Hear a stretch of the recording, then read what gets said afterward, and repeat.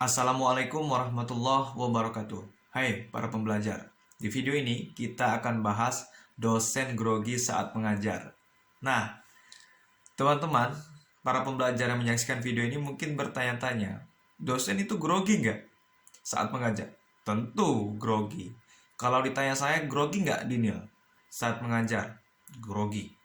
Terlebih pada saat saya pertama sekali mengajar. Jadi saya mengajar itu awal tahun 2016 lah ya, dia akan jadi dosen. Namun sebelumnya sudah mengajar juga mulai tahun 2015. Udah ngajar di beberapa kampus, terus diangkat tahun 2016.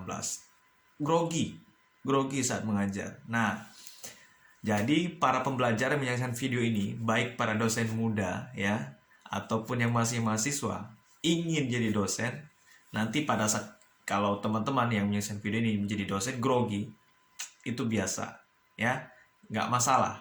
Maka di sini di video ini akan saya gambarkan sedikit seperti apa grogi dan bagaimana kita tetap terus tidak down ya tetap terus semangat mengajar sehingga tidak down ya.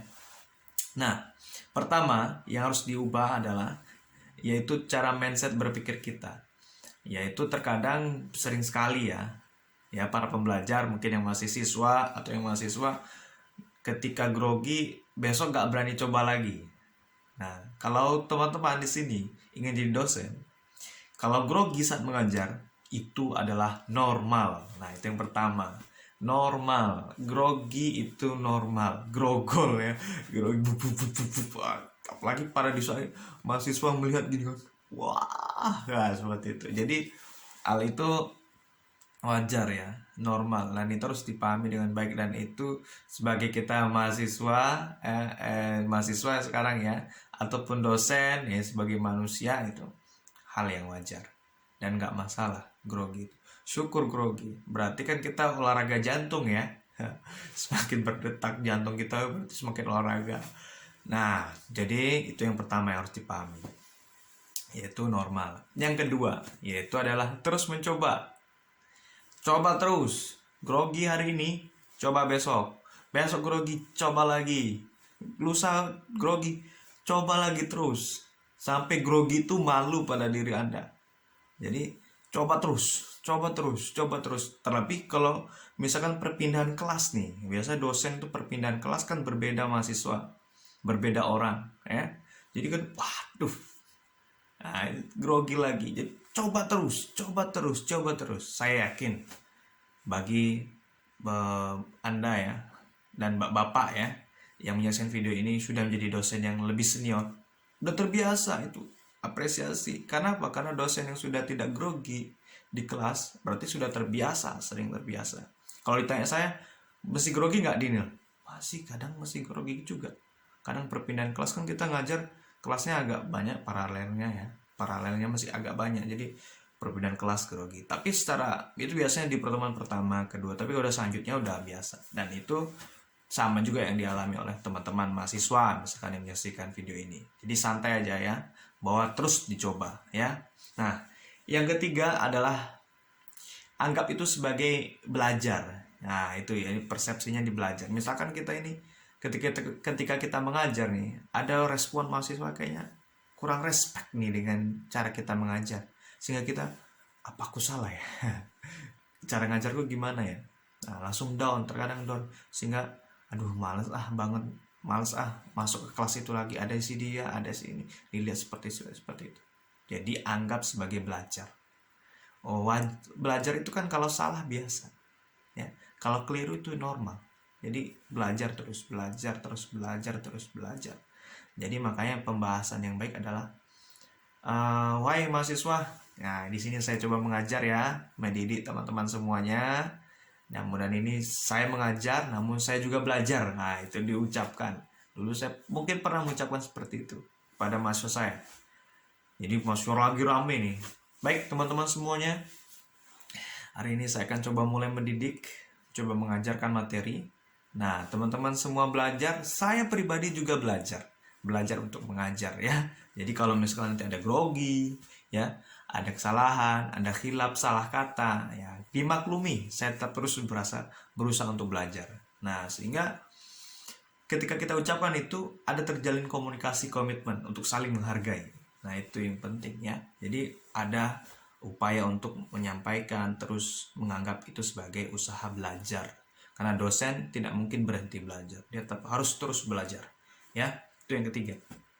Yang keempat adalah cari referensi. Ya, jadi supaya tidak grogi, gimana cari referensi? Banyak.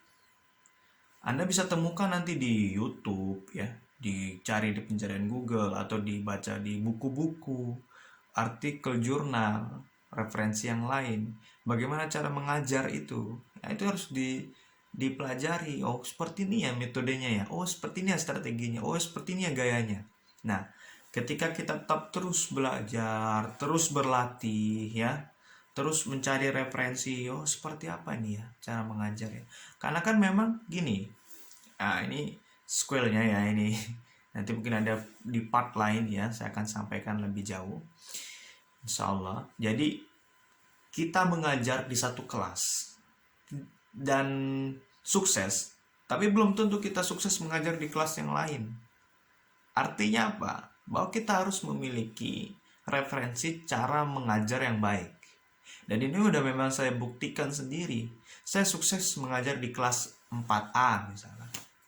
Tapi ketika di kelas 4E, saya mengajarkan dengan cara yang sama, model yang sama, kok terjadi ada ketimpangan. Nah, kalau ada terjadi seolah kepuasan sendiri saya kok berbeda. Di kelas A, saya merasa, wah cocok nih sama saya. Sehingga saya cobakan di kelas E, kok beda. Merasa nggak pas. Kenapa hal itu terjadi? Karena kita memang harus lebih banyak membaca referensi. Kenapa perbedaan? Dan segi apa perbedaan itu? Sehingga terjadi sebuah kepuasan yang berbeda. Psikologi mahasiswa itu berbeda. Itu pertama. Yang kedua, yaitu dari sisi waktu. Mungkin saja kita ngajar di kelas A itu pagi. Ya, si semangat, fresh. Pada saat ngajar di kelas E udah siang.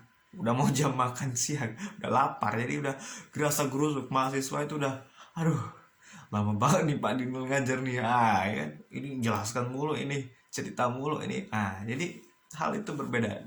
Dan juga kondisi kelas, lagi bising nggak kelasnya, ya, terus kondusif nggak kelasnya, dan banyak faktor-faktor lain kenapa kita gak sukses. Makanya preferensi itu dibaca, artinya kita punya gambaran, oh seperti ini ya cara menyesuaikannya. Dengan kita terus memiliki referensi, sehingga kita tahu cara bersikap, sehingga kita tidak grogi pada saat mengajar. Nah, ketika melihat mahasiswa kelimpungan ya, ini mahasiswanya udah mulai gerasa gerusuk, kita mulai grogi nih, aduh gimana nih ngatasinya nih ya, gimana nih aku mengkondisikannya ya, gimana grogi langsung. Nah, tidak sedikit dosen yang grogi kelihatan. Saya juga kelihatan kadang-kadang ya, wajah saya langsung agak pucat misalkan gitu ya, misalkan aduh apa ini ya. Jadi mahasiswa melihat Pak Dini lagi grogi ya misalkan gitu ya, mungkin, tapi nggak mungkin diucapkan, jarang ya diucapkan ya gitu, jarang. Nah itu ya referensi. Yang kelima yaitu adalah selalu evaluasi. Tentu Anda ya para pembelajar yang menyaksikan video ini harus mengevaluasi diri pada saat belajar. Dosen juga sama, saat mengajar dia mengevaluasi diri. Seperti apa ya? Saya juga seperti itu. Pulang ke rumah saya list apa yang kurang ya sebenarnya saya mengajar. Oh bagaimana ya sebenarnya saya supaya bisa tidak grogi lagi.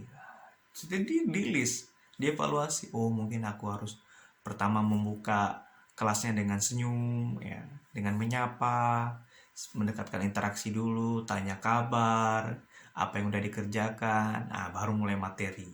Seperti itu. Jadi kita mengevaluasi diri.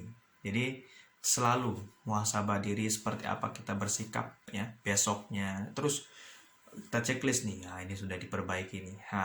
Checklist. Oh ini udah dicoba tapi kok masih gagal ya, besok coba lagi. Karena kan nggak mungkin ya percobaan kita itu yang bisa bagus ya, mengajar itu sekali jadi, nggak mungkin. Dan itu jarang ditemukan. Saya juga mencobakan bagaimana supaya tidak grogi hari ini. Kadang nggak terrealisasi semuanya. Biasa dicobakan besok gitu, dicobakan besok lagi, lusa lagi. sehingga kita tetap terus melakukan evaluasi, sehingga apapun yang kita sampaikan nanti mahasiswa kita itu mendengarkan, oh dia mengiyakan. Terlepas dia mengiyakan itu hanya sekedar menghormati kita, atau dia takut mungkin pada kita atau segan pada kita, itu kita nggak usah pikirkan. Namun yang penting adalah kita bagaimana mahasiswa itu tetap mendengarkan kita, melihat kita, fokus, terus nasihat kita didengarkan. Nah, dengan seperti itu aja itu udah bagus, langkah yang bagus. Karena kan mahasiswa banyak, tentu ragam cara berpikirnya, dan itu kita maklumi bagaimana dia menerima kita. Ya, jadi tetap terus melakukan evaluasi.